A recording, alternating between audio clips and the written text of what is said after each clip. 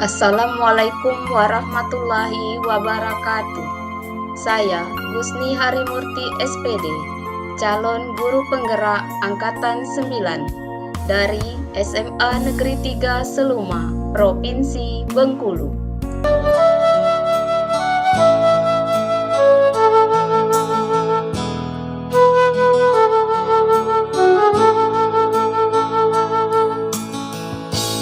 Hati dan jiwa terpanggil, teguh menyatu terpadu, bergerak berkarya, torehkan prestasi. Assalamualaikum warahmatullahi wabarakatuh. Selamat siang Ibu semuanya. Terima kasih sudah menyempatkan kedatangannya di Lab Fisika guna sosialisasi tentang budaya positif yang akan disampaikan nanti oleh Ibu Gusni Harimurti selaku CGP Angkatan 9 Kabupaten Seluma, Provinsi Bengkulu. Sebelum memulai acara kita pada siang hari ini, marilah kita sama-sama mengucapkan lafaz Bismillahirrahmanirrahim. Untuk hikmahnya acara kita pada siang hari ini, marilah kita sama-sama berdoa sesuai dengan keyakinan kita masing-masing. Saya bantu berdoa dimulai.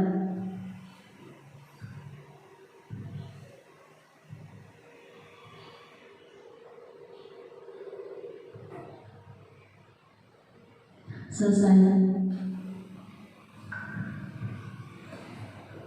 Menginjak acara selanjutnya, langsung saja pemaparan tentang budaya positif di SMA Negeri 3 Seluma yang akan disampaikan oleh Ibu Gusni Harimurti. Kepada Ibu Gusni dipersilakan. Terima kasih kepada saudara moderator. Assalamualaikum warahmatullahi wabarakatuh. Selamat siang ibu-ibu semua. Sebelumnya saya mengucapkan terima kasih atas kehadiran ibu-ibu semua yang telah memenuhi undangan kami 2 hari yang lalu. Di sini kami calon guru penggerak Angkatan 9 diberi amanah untuk menyampaikan budaya positif. Di sini kami calon guru penggerak merupakan perpanjangan tangan dari pemerintah. Kami diharapkan bisa mensosialisasikan apa yang diharapkan oleh pemerintah tentang penerapan budaya positif yang seyogyanya bisa kita lakukan di sekolah kita ini. Jadi ibu-ibu, di sini kami mengajak ibu-ibu semua untuk mari kita belajar bersama, kita berkolaborasi, kita saling mendukung mewujudkan disiplin positif di sekolah kita yang tercinta ini. Mudah-mudahan dengan adanya materi ini kita samakan persepsi, sekolah kita bisa mewujudkan disiplin positif. Sebelum saya lanjutkan, ibu-ibu semua, kita merenung sejenak. Di sini saya pandu. Silakan ibu-ibu ambil satu benda yang ada di dekat ibu-ibu semua. Benda apa saja, silakan benda itu digenggam dan mari kita sama-sama memejamkan mata sejenak. Kita bayangkan benda yang kita genggam tersebut adalah benda yang paling berharga buat kita. Kita bayangkan apakah itu misalnya anak kesayangan kita, misalnya apakah itu misalnya cincin kawin kita, misalnya. Kita bayangkan benda itu adalah sesuatu berharga. Nah, sementara ibu-ibu, di samping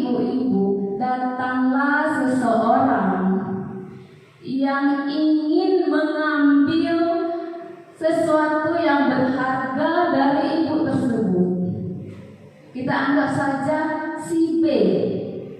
Si B ini dengan segala upayanya merayu ibu untuk menyerahkan benda tersebut. Ternyata dia tidak berhasil. Kemudian datang lagi si C. Si C juga menginginkan benda itu.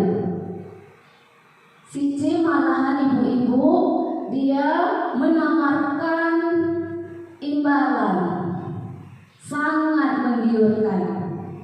Kalau ibu-ibu membuka genggaman itu, mungkin ibu-ibu akan mendapatkan cek pada hari ini. Ya kan ibu-ibu, tertarik kan? Nah, sekarang ayo kita buka mata bersama-sama. Kita buka mata kembali. Silakan lepaskan genggamannya.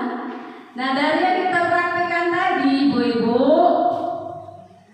apakah godaan-godaan tadi kira-kira mempengaruhi ibu-ibu?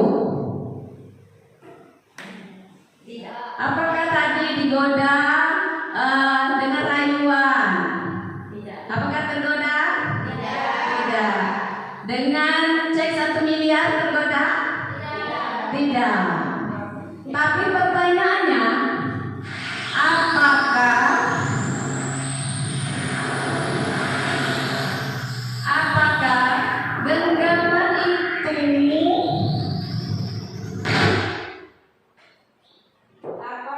genggaman itu seterusnya akan ibu-ibu genggam terus, atau mungkin suatu saat nanti akan ibu-ibu lepaskan? Nah, itulah bahan diskusi kita pada hari ini. Nah, dari yang kita refleksikan tadi, ternyata ibu-ibu tidak membuka genggaman itu, ya kan? Nah, kira-kira siapa yang boleh membuka genggaman itu? Kita sendiri. Iya, diri kita sendiri. Jadi kita tidak boleh dikontrol oleh orang lain. Nah, mungkin itu kira-kira yang akan kita sampaikan pada hari ini. Yang pertama, tujuan budaya positif. Tujuan dari budaya positif yaitu terwujudnya visi sekolah melalui penerapan budaya positif. Yang kedua, terbentuknya karakter disiplin yang kuat. Yang ketiga, menumbuhkan dan menguatkan karakter positif melalui pembiasaan positif. Ibu-ibu semua, konsep utama dari budaya positif itu ada 7 poin. Yang pertama, perubahan paradigma belajar. Yang kedua, disiplin positif dan kebajikan universal. Yang ketiga, motivasi perilaku manusia. Yang keempat, kebutuhan dasar manusia. Yang kelima, posisi kontrol restitusi. Yang keenam, keyakinan kelas. Dan terakhir, segitiga restitusi. Nah, 7 hal inilah yang akan kami sampaikan kepada ibu-ibu semua. Yang pertama, pembelajaran dengan paradigma baru. Ibu-ibu semua, pembelajaran dengan paradigma baru dilakukan berdasarkan prinsip pembelajaran yang berdiferensiasi, sehingga siswa belajar sesuai dengan kebutuhan dari setiap tahap pertumbuhannya, yang mana tujuan akhirnya nanti adalah untuk mewujudkan profil pelajar Pancasila. Nah, perlu diketahui, profil pelajar Pancasila itu ada 6 dimensi utama. Yang pertama, beriman, bertakwa kepada Tuhan Yang Maha Esa, dan berakhlak mulia. Yang kedua, berkebinekaan global. Yang ketiga, mandiri. Yang keempat, bergotong royong, kreatif, dan bernalar kritis. Nah, jadi sekarang itu kita diajak untuk mengubah pola pembelajaran kita. Mungkin ya ibu-ibu selama ini kita pembelajarannya masih semau kita. Jadi guru yang merasa paling hebat. Nah, paradigma yang itulah yang sekarang diajak untuk diubah. Yang mana pembelajaran itu diharapkan berdiferensiasi. Different artinya berbeda. Ya Bu Mel. Jadi berbeda. Apanya yang berbeda? Disesuaikan dengan kebutuhan dari setiap tahap pertumbuhan murid kita. Nah, yang mana tujuan akhir dari pembelajaran kita nanti, murid kita itu bisa menjadi sosok atau individu-individu yang sesuai dengan profil pelajar Pancasila. Nah, itu PR kita bersama.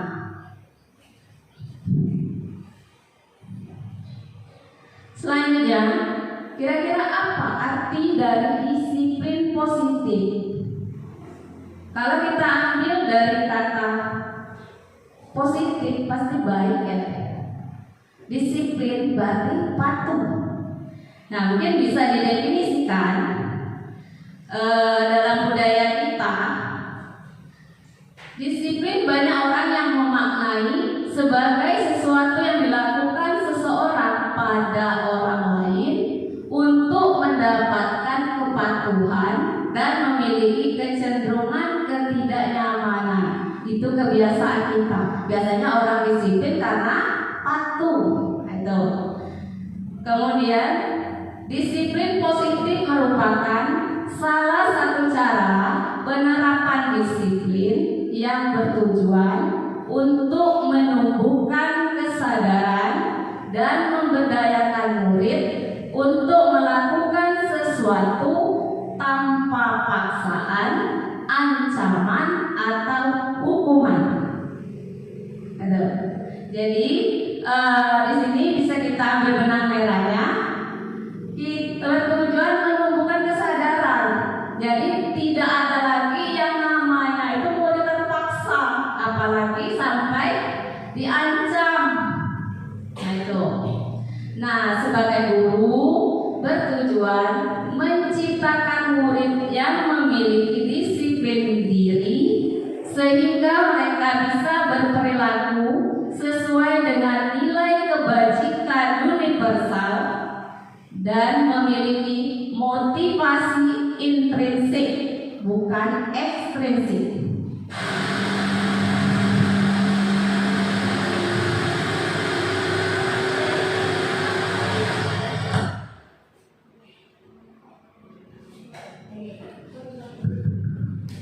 Jadi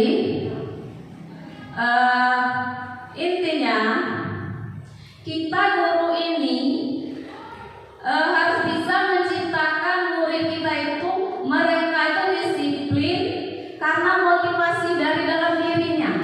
Jadi bukan karena orang lain, bukan karena gurunya, bukan karena temannya. Jadi murni dia mau disiplin itu karena kesadaran dari diri sendiri.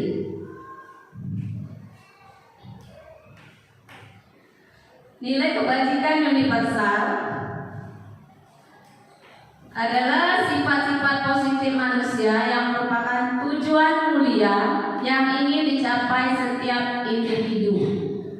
Nilai-nilai tersebut bersifat universal dan lintas bahasa, suku, bangsa, agama maupun latar belakang. Menurut William Glasser, setiap perilaku atau perbuatan memiliki suatu tujuan.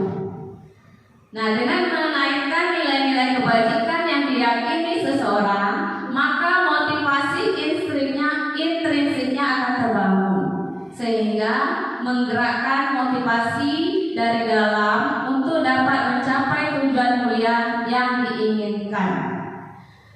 Nah, tujuan apa yang kita inginkan? Kembali ke tadi adalah profil pelajar Pancasila.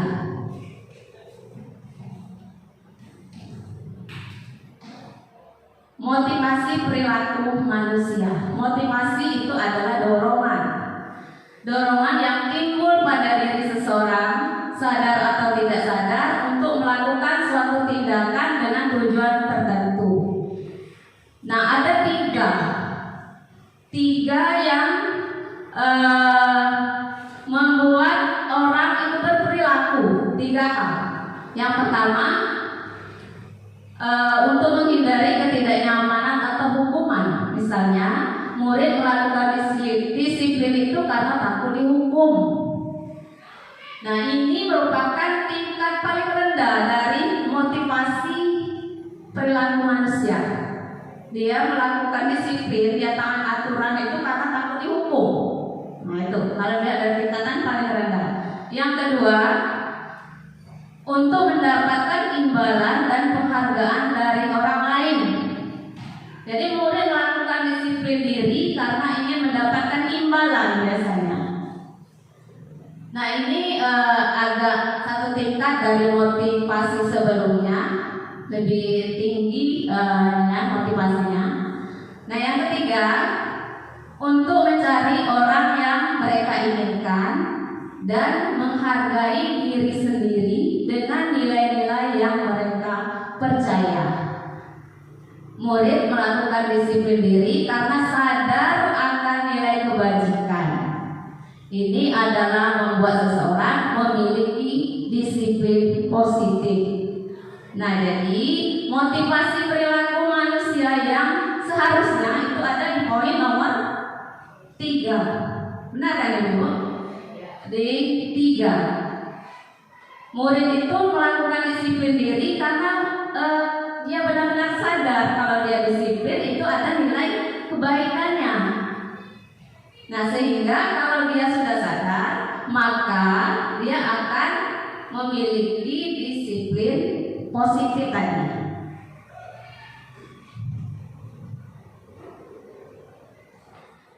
Nah, di sini ada perubahan paradigma respon teori kontrol. Teori kontrol disebut juga dengan teori pilihan. Nah, siapa sesungguhnya yang memiliki kontrol? Nah, tadi kita sudah mempraktikkan menggenggam tangan tadi. Sebenarnya siapa yang memiliki kontrol yang sebenarnya terhadap diri kita itu? Nah, menurut stimulus respon, kebutuhan kita sama. Menurut teori kontrol, kebutuhan kita berbeda. Kemudian semua orang melihat hal yang sama. Setiap orang menurut teori kontrol memiliki gambaran yang berbeda. Kita mencoba mengubah orang agar berpandangan sama dengan kita. Kita berusaha memahami pandangan orang lain. Perilaku buruk dilihat sebagai suatu kesalahan. Semua perilaku memiliki tujuan. Orang lain bisa mengontrol saya. Menurut teori kontrol, hanya saya yang mengontrol saya, bukan orang lain. Saya sendiri. Saya bisa mengontrol orang lain. Saya tidak bisa. Saya bisa mengontrol saya. Saya tidak bisa mengontrol orang lain. Kemudian pemaksaan ada pada saat bujukan gagal. Terus stimulus respon. Kolaborasi dan konsensus menciptakan pilihan-pilihan baru. Terakhir, menurut stimulus respon, model berpikir menang kalah. Tapi kalau menurut teori kontrol, model berpikir menang. Jadi tidak ada menang dan kalah.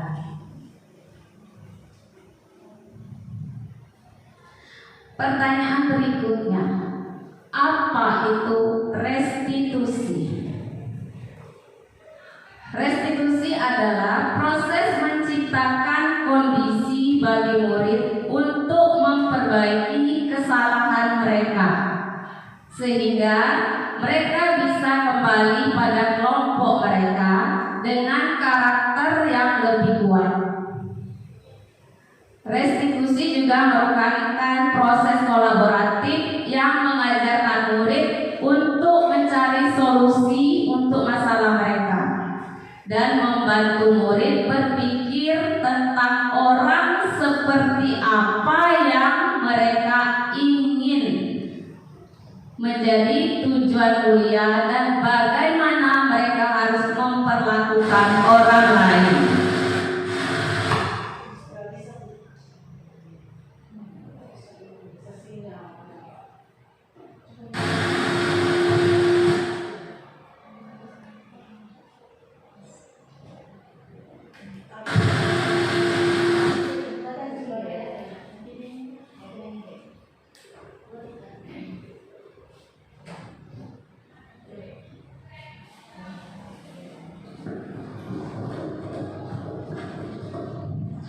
Nah, jadi itu yang dimaksud dengan restitusi.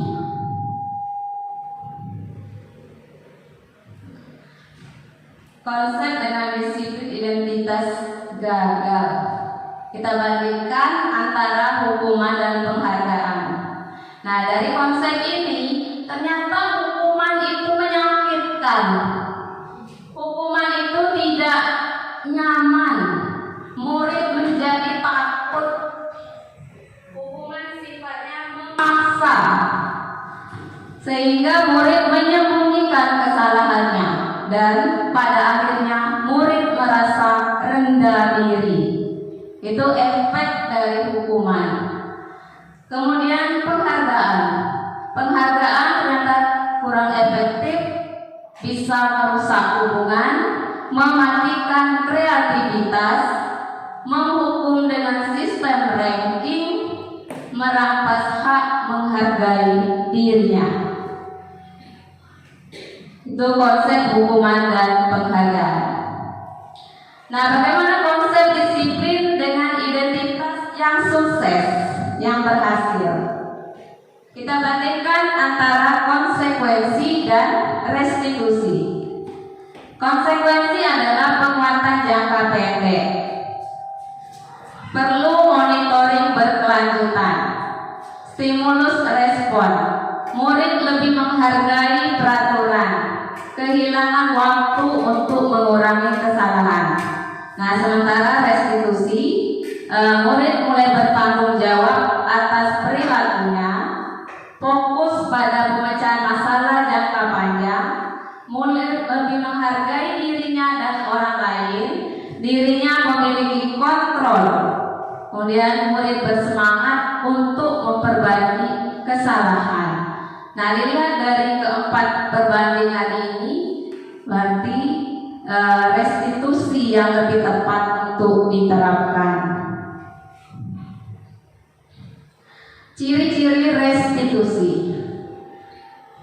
Yang pertama, bukan untuk menebus kesalahan, tetapi untuk belajar dari kesalahan. Memperbaiki hubungan, tawaran bukan paksaan. Restitusi itu menuntut untuk melihat ke dalam diri. Restitusi mencari kebutuhan dasar yang mendasari tindakan. Kemudian restitusi diri adalah cara yang paling baik. Restitusi fokus pada karakter bukan tindakan.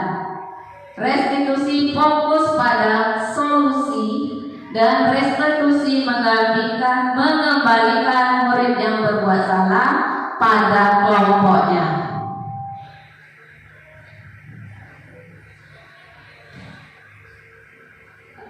Berikutnya adalah tentang keyakinan kelas. Di sini ada pertanyaan pemantik, apa perbedaan keyakinan kelas dengan peraturan? Ibu-ibu semua yang selama ini mungkin yang biasa di sekolah kita, itu keyakinan kelas atau peraturan yang ada? Peraturan. peraturan. Sekarang kita lihat apa perbedaan. Sementara ada tawaran, itu keyakinan.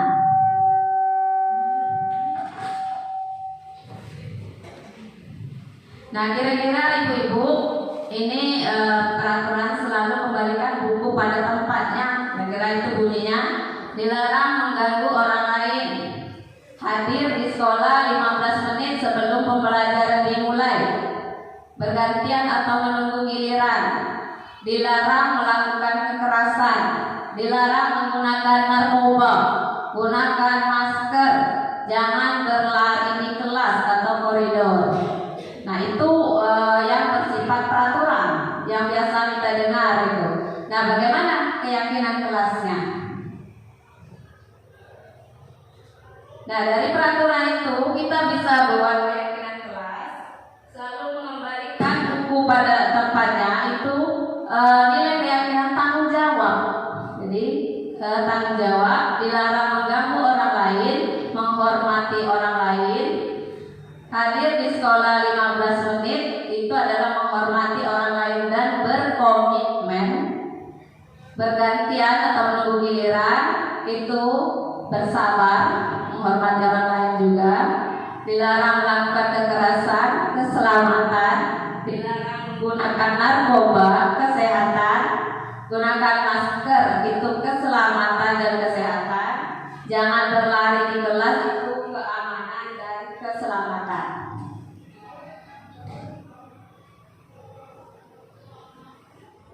Keyakinan kelas itu nilai-nilai kebajikan universal yang disepakati bersama dan terlepas dari latar belakang suatu negara, bahasa maupun agama. Keyakinan akan lebih memotivasi seorang dari dalam atau memotivasi intrinsik secara intrinsik. Nah, kita diharapkan kita mulai beralih dari membuat peraturan-peraturan. Kita diharapkan oleh dalam program CGP ini kita sudah memulai dengan membuat keyakinan kelas. Jadi bukan lagi peraturan, tapi itu sudah merupakan keyakinan kelas. Cara pembentukannya ini ibu-ibu, terutama mungkin ibu-ibu wali kelas ya, sangat penting untuk kita sikapi, kita perhatikan langkah-langkah dalam pembentukan keyakinan kelas. Yang pertama yaitu mempersilakan murid-murid untuk bercurah pendapat. Nah, jadi kita persilakan murid-murid kita untuk menyampaikan ide-idenya berkaitan dengan aturan-aturan yang selama ini, sampaikan sebanyak-banyaknya. Jadi kita catat semua masukan-masukan tersebut. Nah, dari masukan seluruh anggota kelas, kita susun keyakinan kelas sesuai dengan prosedur dengan cara mengganti kalimat negatif menjadi kalimat positif. Contohnya, misalnya murid mengatakan jangan berlari di kelas, Bu. Nah, maka itu kan kalau jangan itu kan negatif. Nah, maka kita ganti dengan berjalanlah di kelas. Jadi dalam keyakinan kelas tidak ada lagi kalimat-kalimat negatif. Nah, setelah itu kita tinjau ulang pendapat yang sudah kita kumpulkan tadi.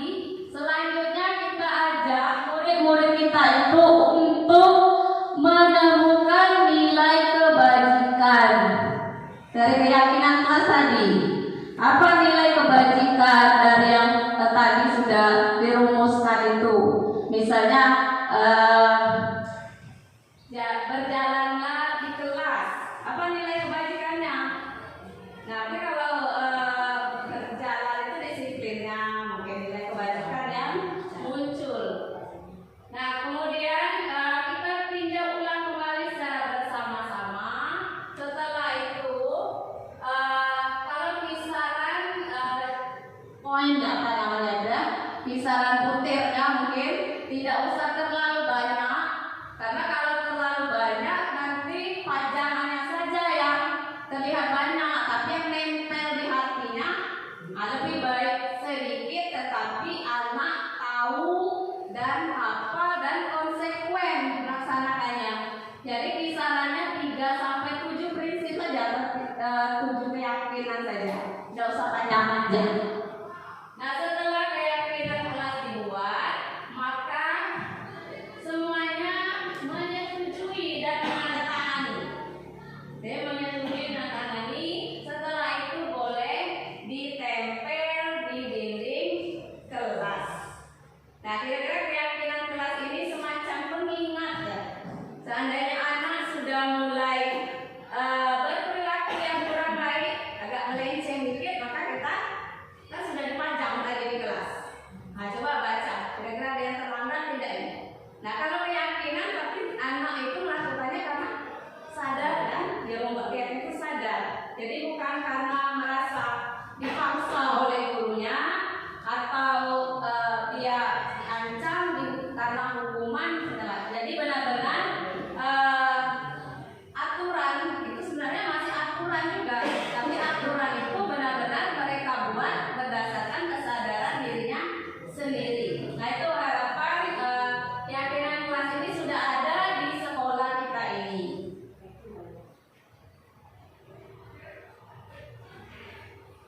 Materi berikutnya adalah kebutuhan dasar manusia. Yang pertama, bertahan hidup, kasih sayang dan rasa diterima, penguasaan, kebebasan, kesenangan. Nah, maksudnya mengapa siswa kita itu berperilaku yang katakanlah yang kurang baik?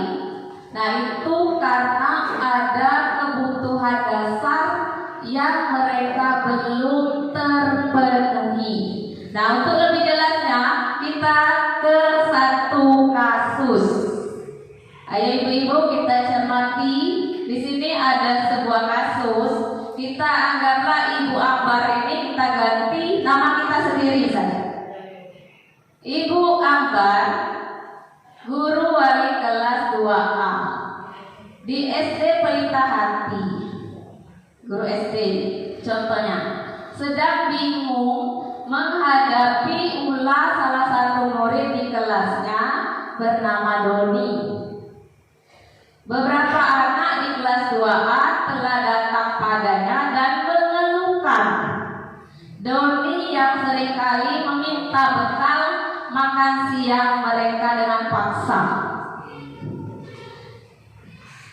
Jika Anda menghadapi situasi seperti Ibu Ambar, apa yang akan Anda lakukan? Menurut Anda, menurut kita sebagai guru, kira-kira apa alasan Doni melakukan hal tersebut? Jadi intinya kasus ini ada salah satu murid kita. Murid kita ini sering minta bekal makan siang teman-temannya dengan paksa. Kira-kira ada tidak ibu-ibu kejadian seperti ini di sekolah kita? Ada ya? Kadang bukan cuma makan siang ya ibu. Saya pernah dulu ketika saya guru kelas, malahan oleh-oleh yang mau dibawa temannya sakit itu dimakan. Nah, tapi namanya bukan Doni. Nah, dari kasus ini pertanyaannya, kebutuhan apa sebenarnya yang dipenuhi oleh Doni itu? Nah, tadi kan kebutuhan dasar manusia itu bisa muncul perilaku yang tidak baik itu bisa muncul karena murid kita itu ada kebutuhan dasar yang belum terpenuhi. Nah, dari mana kita tahu Doni ini sebenarnya kebutuhan dasarnya itu apa? Nah, Doni tentu saja kita panggil ya ibu, kita panggil kemudian kita tanya. Nah, apa yang kita tanyakan? Apa alasan Doni melakukan tadi ngambil makan siang kawan keperluannya itu. Nah, dari kasus Doni ini, jika jawaban Doni ketika ditanya karena ia lapar dan orang tuanya tidak membawakannya bekal makan siang, maka kebutuhan dasar yang sedang berusaha dipenuhi oleh Doni adalah kebutuhan untuk bertahan hidup. Jadi kalau kita tanya, mengapa Doni ngambil makan temannya? Kata Doni, aku lapar, Bu. Nah, berarti Doni itu berusaha memenuhi kebutuhan bertahan hidup, daripada mati biarlah maksud kawan, kira-kira. Nah itu. Nah jadi itu maksudnya dari kasus ini. Nah kemudian kalau jawaban Doni, dia mengambil bekal temannya karena dia merasa senang temannya jadi memperhatikan. Ketika temannya melaporkan tindakan itu pada gurunya dan gurunya memberitahu orang tuanya, nah maka kebutuhan dasar Doni itu sebenarnya Doni itu butuh perhatian. Berarti si Doni ini kekurangan kasih sayang. Nah itu kalau jawabannya seperti itu. Nah kalau jawaban Doni, dia merasa hebat karena temannya jadi takut dengan dia dan menuruti keinginannya. Jadi dengan Doni memaksa tadi, dia merasa seperti paling hebat di sekolah. Teman-teman takut kalau sama Doni seram mungkin ya. Nah sebenarnya Doni itu sedang berusaha memenuhi kebutuhan dasarnya akan kekuasaan. Tuh. Tetapi jika jawaban Doni, dia merasa bosan dengan bekal makanan yang dibawakan ibunya dari rumah karena ibunya selalu membawakan bekal yang sama. Jadi dia ingin mencoba teman-temannya yang beraneka ragam. Nah, jadi intinya mungkin Doni itu dari rumah dan dibawakan terus ceplok terus. Nah tiba-tiba kawan kan beda-beda, maka dia ingin mencoba yang baru. Nah berarti Doni sedang berusaha memenuhi kebutuhannya akan kebebasan. Jadi Doni ingin bebas memilih sebenarnya yang ingin dipenuhi oleh Doni itu. Nah jika jawaban Doni ketika kita tanya karena iseng dan ia ingin menikmati ekspresi wajah teman-temannya yang kesal. Nah waktu diambil makan siangnya pasti teman-temannya kan marah kan, pasti kesal. Nah berarti Doni sedang berusaha memenuhi kebutuhannya akan kesenangan. Nah jadi mengapa perilaku itu muncul? Karena murid kita ingin sebenarnya ingin memenuhi kebutuhan dasarnya. Itu sebenarnya. Bisa dimengerti Ibu-Ibu? Ke materi berikutnya, 5 posisi kontrol guru. Di sini Ibu-Ibu kontrol guru. Kita guru kan? Nah, di manakah posisi kita? Nah, sekarang ada tayangan. Mungkin dari tayangan ini nanti Ibu-Ibu bisa menyimpulkan sendiri saya selama ini posisinya sebagai apa? Gimana?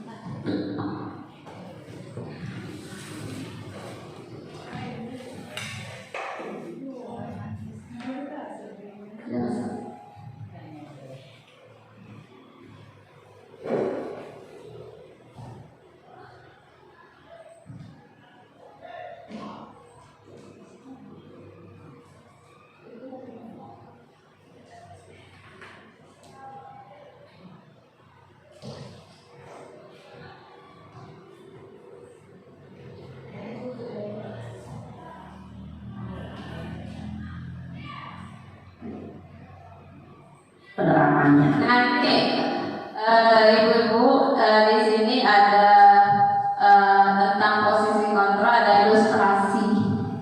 Nah, nanti kira-kira kita sebagai guru selama ini berada di posisi kontrol yang mana? Ya, kita saksikan bersama-sama.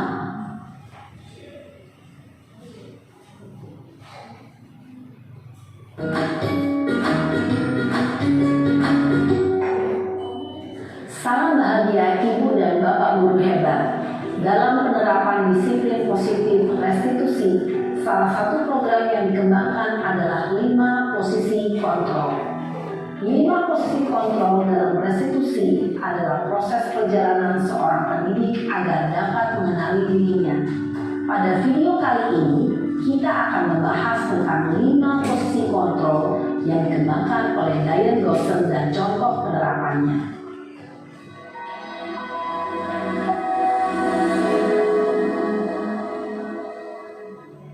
5 posisi kontrol itu adalah 1. Posisi penghukum, 2. Posisi pembuat merasa bersalah, 3. Posisi teman, 4. Posisi pemantau atau monitor, dan 5. Posisi manajer.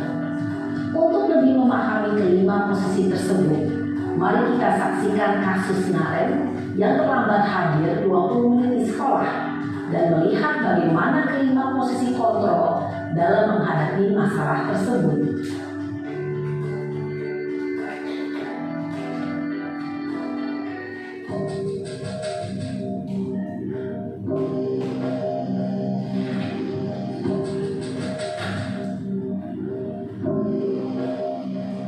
Naren! Sini kamu! Selamat pagi, Bu. Selalu terlambat. Kamu deh, pasti terlambat. Maaf, Bu. Saya Apa? Apa coba? Alasan kamu apa lagi? Kapan sih kamu tidak terlambat? Malas sekali ya kamu jadi anak. saya Dasar pemalas. Gak kapok-kapok sih kamu. Sudah berapa kali terlambat? Sana, kamu keliling lapangan basket 2 kali. kenapa saya harus keliling lapangan basket, Bu? Kenapa? Kamu orang ibu. Berani-beraninya jawab. Sudah terlambat, masih berani jawab pula. Sekarang, keliling lapangan basket 5 kali sekalian. Biar kapok. Cepat.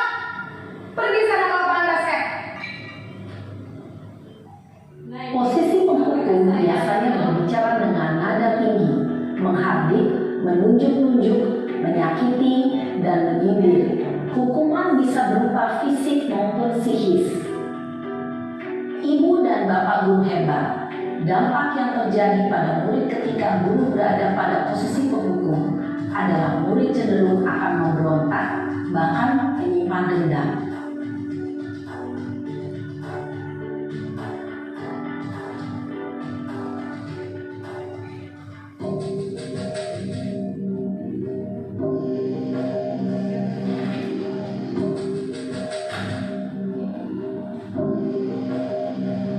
Naren!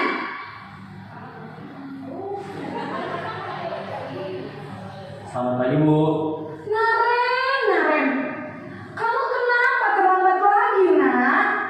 Ya Tuhan, Naren. Kamu senang ya bikin ibu susah ya? Kalau kamu terlambat lagi, nanti ibu yang ditegur bapak kepala sekolah, nak. Disangka ibu tidak bisa membina kamu. Duh, gimana ini? Maaf, Bu. Duh, Gusti Naren. Kamu suka ya kalau ibu ditegur bapak kepala sekolah? Terus, sekarang ibu harus tulis apa yang di buku absen? Ini kamu sudah sering terlambat loh. Ibu harus apa coba? Maaf, Bu. Maaf sekali. Ya sudah, lain kali jangan bikin ibu susah lagi ya nak ya. Ibu tidak akan kuat lagi kalau kamu begini terus. Bisa jantungan kalau ibu tegur bapak kepala sekolah. Sana cepat ke kelas. Maaf ya, Bu. Maaf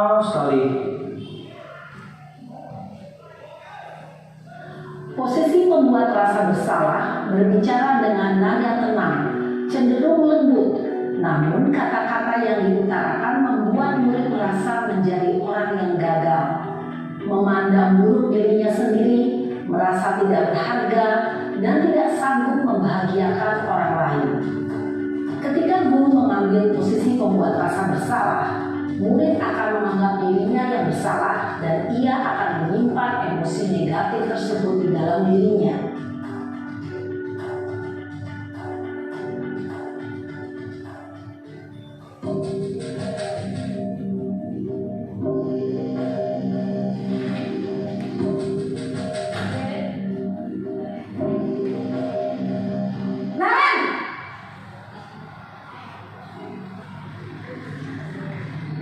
Selamat pagi, Bu.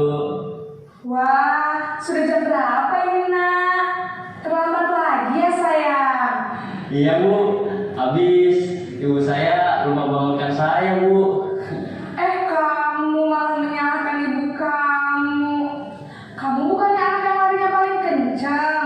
Kok terlambat sih? Iya, Bu. Saya memang terlambat bangun tadi. Jadi, biarpun saya lari kencang, tetap gak kekejar, Bu. Ya sudah sana. Nanti lain kali larinya lebih kencang lagi ya. Biar gak terlambat lagi. Bikin seneng ibu. Demi ibu. Bisa kan? Bisa lah, Bu. Ya sudah sana masuk kelas. Ibu beresin urusan absen kamu. Kamu ini ada-ada saja. Dalam posisi teman, guru berbicara dengan nada suara ramah, akrab, cenderung bersenda gurau untuk menjaga suasana tetap santai. Murid akan merasa senang, aman, dan akrab dengan guru. Identitas yang tercipta adalah identitas sukses atau berhasil. Namun, perlu diingat, karena ini masih dorongan eksternal, maka ada faktor ketergantungan dari murid kepada orang tertentu. Di sini guru absennya, sehingga di lain waktu murid bisa berperilaku baik, namun hanya kepada orang-orang tertentu saja.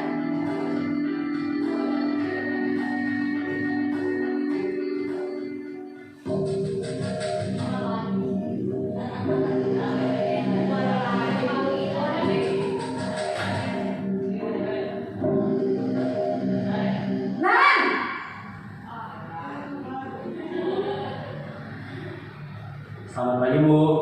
Naren, apa peraturan sekolah kita tentang jam berapa kita harus masuk sekolah, Nak? Kita harus di sekolah jam 7, Bu. Iya betul, sekarang sudah jam 7.20. Naren sudah tahu konsekuensinya jika terlambat hadir. Paham, Bu. Saya harus tinggal kelas pas jam istirahat selama 20 menit. Iya benar, konsekuensinya demikian. Jadi nanti jam 9.30 pas istirahat, kamu harus tinggal di kelas, kerjakan tugas tambahan untuk ketertinggalan kamu, ya? Baik, Bu.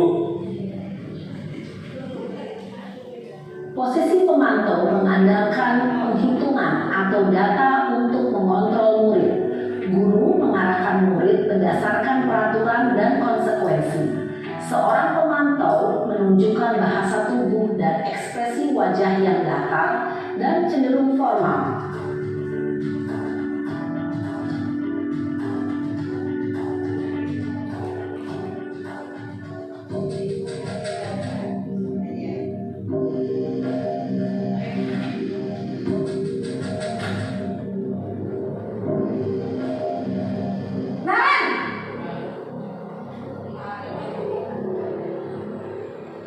Selamat pagi, Bu. Selamat pagi, Naren. Maaf, Bu. Saya terlambat. Iya, sekolah masuknya jam 7, sekarang sudah jam 7.20. Jadi sekarang bagaimana ini, Naren? Maaf, Bu. Saya lupa setel alarm saya semalam. Baiklah, menurut kamu, keyakinan sekolah yang mana yang perlu kamu tingkatkan? Menghargai diri sendiri dan orang lain mungkin, ya, Bu. Setuju. Jadi, apakah Naren meyakini prinsip saling menghormati tersebut? Iya, Bu. Saya meyakininya. Apakah Naren bersedia memperbaiki masalah keterlambatan ini? Bersedia, Bu. Bagaimana kamu akan memperbaiki masalah keterlambatan ini? saya akan coba untuk tidak lupa menyetel alarm saya, Bu. Baik, kalau kalian lupa menyetel alarm di rumah, ada orang yang kira-kira bisa bantu mengingatkan tidak? Ada, Bu. Kakak saya, Kak Emma. Ada lagi selain Kak Emma? Selain Kak Emma, ada ibu saya. Baik, jadi yang mengingatkan Naren adalah Kak Emma dan ibu kamu ya. Kira-kira akan mulai setel alarm kapan nih Naren? Setelah pulang sekolah, akan segera saya lakukan. Baik, jadi Naren akan setel alarm untuk bangun besok pagi dan akan diingatkan oleh kakak dan ibunda Naren ya. Ada lagi yang mungkin perlu dilakukan Naren agar tidak terlambat bangun lagi? Tidak ada, Bu. Baik Naren, terima kasih untuk kerjasama kamu. Sekarang kamu perlu kembali ke kelas untuk belajar. Baik, Bu. Terima kasih. Posisi manajer adalah posisi kontrol yang disarankan untuk membimbing murid memiliki sikap disiplin yang positif, yaitu murid yang mandiri, bertanggung jawab, dan dapat memecahkan masalah. Tujuan dari posisi ini adalah agar murid dapat berefleksi atas tindakannya. Guru akan dengan tulus memberikan pertanyaan-pertanyaan bermakna, sehingga membuat murid dapat belajar dari kesalahannya dan mencari sebuah solusi untuk menyelesaikannya. Ibu dan Bapak guru hebat, setelah mengamati adegan kelima posisi kontrol tadi, kira-kira posisi mana yang paling ideal? Posisi mana yang dapat menunjang motivasi intrinsik murid?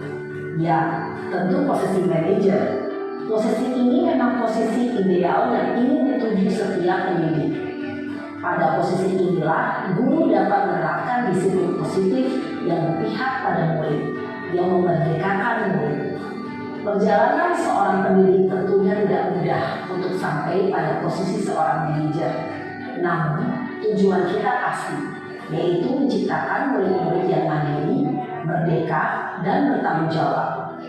Semoga penggambaran 5 posisi kontrol yang telah diperlihatkan ini dapat menjadi ajang refleksi bagi kita semua, agar dapat terus mengasah dan menerapkan disiplin positif yang memerdekakan murid. Mari terus berlatih dan bersemangat. Selamat menerapkan. Salam dan bahagia, Ibu dan Bapak guru hebat.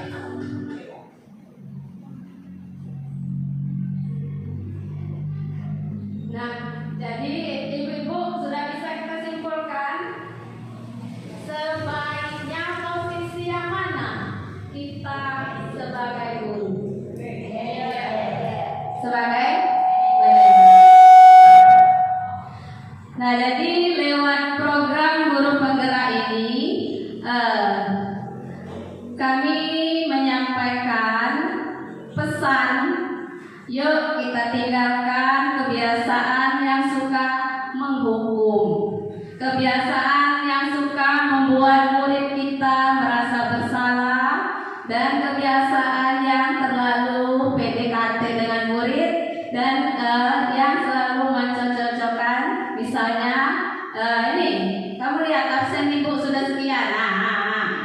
Itu adalah sebagai pemantau. Ayo kita sama-sama kita beralih untuk belajar menerapkan posisi kita sebagai manajer.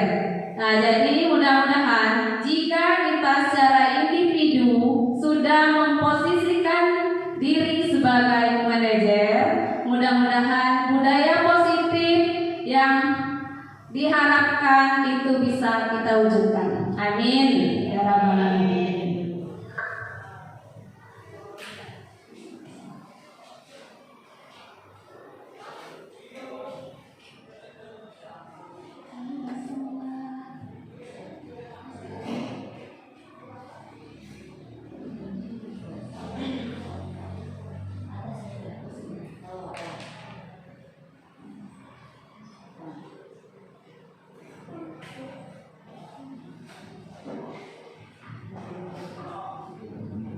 Nah, ini hanya penjelasan tambahan saja. Saya rasa dengan menonton video tadi itu sudah mendapatkan informasi yang sangat baik. Yang terakhir dari materi ini adalah segitiga restitusi. Ini adalah katakanlah puncak dari budaya positif. Segitiga restitusi adalah suatu proses dialog yang dijalankan oleh guru dan orang tua agar dapat menghasilkan murid yang mandiri dan bertanggung jawab. Adapun langkah-langkah dalam segitiga restitusi, yang pertama, menstabilkan identitas murid. Yang kedua, memvalidasi tindakan yang salah. Yang ketiga, menanyakan keyakinan.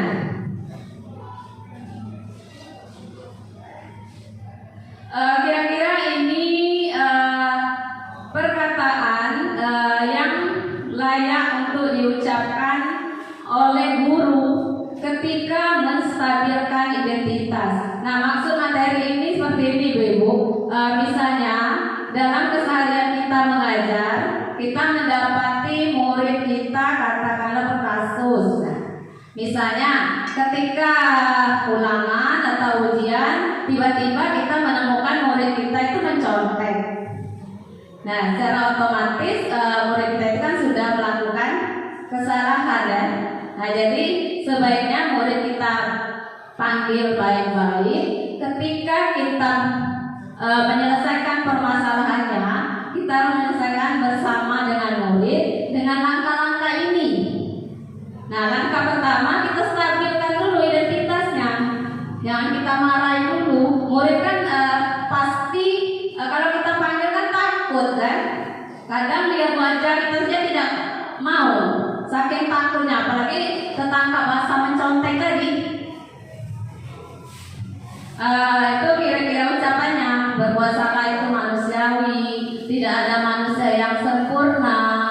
Ibu juga pernah salah, kita bisa menyelesaikan ini dan sebagainya. Nah, langkah yang kedua, kita memvalidasi tindakan yang salah tersebut. Kita bisa mengatakan kamu pasti punya alasan mengapa melakukan mencontek tadi misalnya. Bisa kita tanya seperti itu. Dan terakhir adalah kita menanyakan keyakinan. Nah, tadi kan kalau kita sudah menerapkan semua keyakinan kelas, murid kita itu kan sudah punya konsep. Oh, keyakinan kelas kami seperti ini. Kalau saya mencontek berarti saya melanggar keyakinan yang ini. Nah, maka kita tanya kepada murid kita, apa nilai yang kita percaya di kelas kita kemarin yang sudah kita sepakati, misalnya dari keyakinan itu, apakah itu benar sudah kamu langgar? Kalau sudah kamu langgar, apa yang harus kamu lakukan? Sehingga murid ketika kita tanya itu dia akan mengalir sendiri. Jadi kita biasakan murid kita itu untuk memperbaiki dirinya itu sendiri, tapi kita memfasilitasi dengan cara mengajukan pertanyaan-pertanyaan yang positif tadi. Nah, itu maksudnya dari segitiga restitusi. Nah, jadi kesimpulan akhir dari yang kami sampaikan pada hari ini yaitu mari kita bersama-sama mengubah budaya kita yang selama ini kurang baik, kita arahkan ke budaya yang positif. Guru dulu yang positif, baru murid bisa kita ajak untuk disiplin positif. Demikianlah yang dapat saya sampaikan. Lebih dan kurang saya mohon maaf. Jika ada nanti yang perlu didiskusikan atau bagaimana, saya kembalikan kepada moderator. Assalamualaikum warahmatullahi wabarakatuh.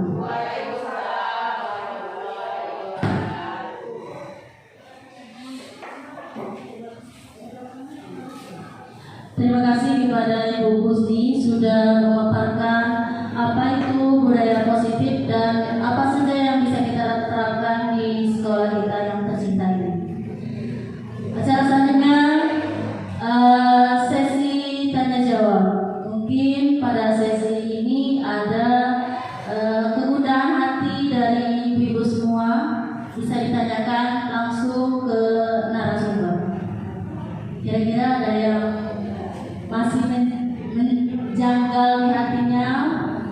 kira-kira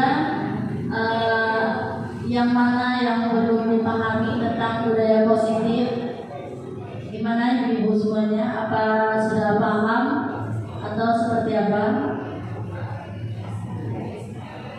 Atau misalnya mau merefleksi, mau merespon, mau memberikan tanggapan? Ya, kepada Ibu Risma dipersilakan.